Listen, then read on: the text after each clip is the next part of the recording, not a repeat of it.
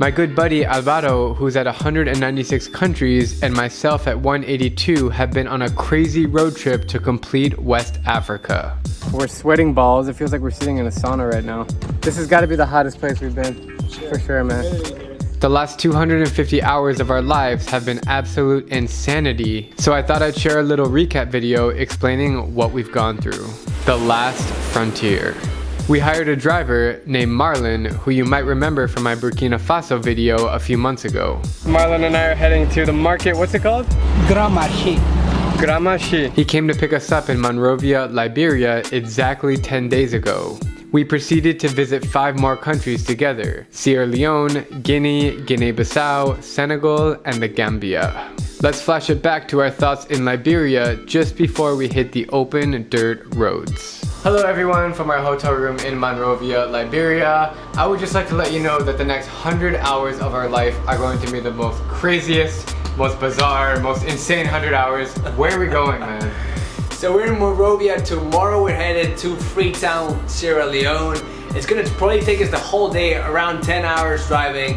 It turned out to be 19 hours, mostly because we got scammed 150 bucks at the border for a fake cholera shot, which we didn't need. Luckily for us, I made a video about it and the Sierra Leone government acted quickly to arrest the thieves and refund us our money. Yes, I'm very happy that you're getting in touch. We were all really shocked at the ordeal you went through, so we took action on it immediately and we arrested the people involved.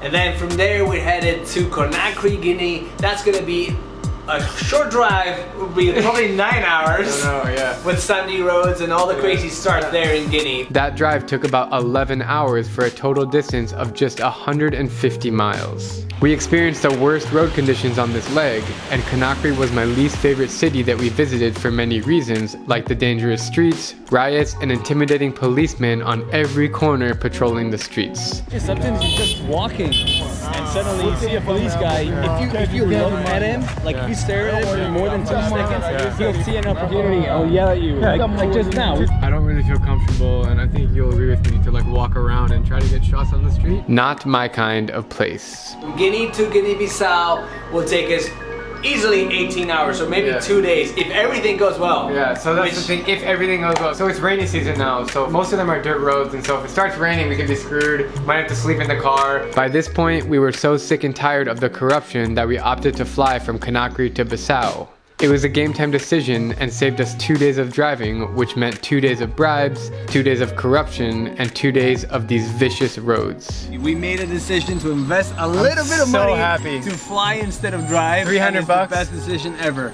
I feel so relieved right now we didn't have to take the roads. Huge tip for everyone. Please improvise. Sometimes it's good to improvise. If things are not going well, change it. I found Bissau to be surprisingly chill, mellow, and I enjoyed it a lot. After Bissau, we drove up to Senegal and crossed the border to a town called Cap Skirring.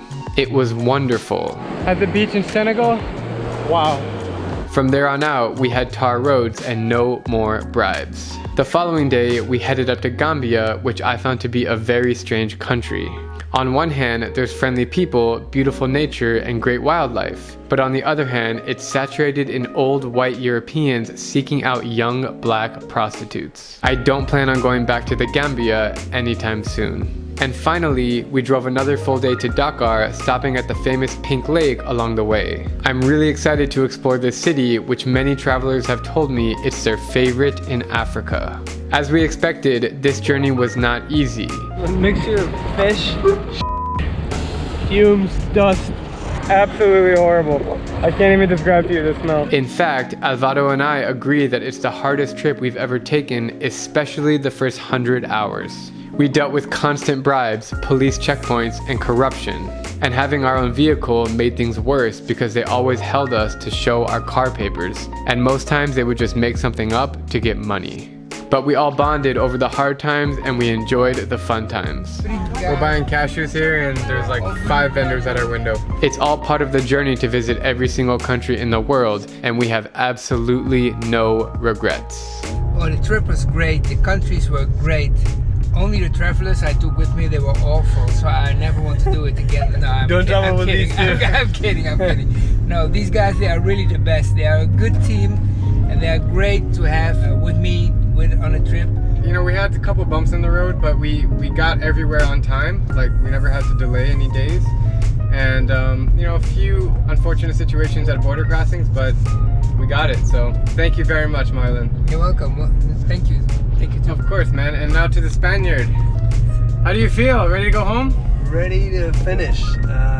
Great last 7 out of my last 8 countries. It was a great trip. Everything went according to plan. Like Drew said, a few obstacles on the road, but we knew they were going to happen. So we managed to tackle them greatly. Thanks to Marlon, because he's been great navigating through all these roads. That wraps the trip. Good man. Thank you, Marlon. Thank you too. Dank je wel, dank je Shane, merci beaucoup. Lekker in de keuken. Lekker in de...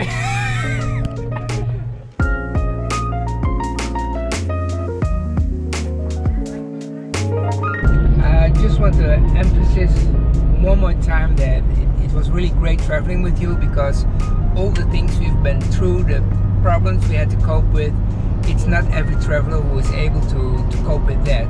So that's why it was so fantastic to drive around with you two guys. Thank you so much, Marlon. Thank you, Marlon. You've been wonderful. Can't imagine doing it with anyone else but the man himself. Yeah, the patience required for West Africa. And you don't. I don't. Clearly don't. He doesn't either. I'm Drew Binsky, and if you like my travel videos, please click subscribe and join me as I plan to visit every country in the world.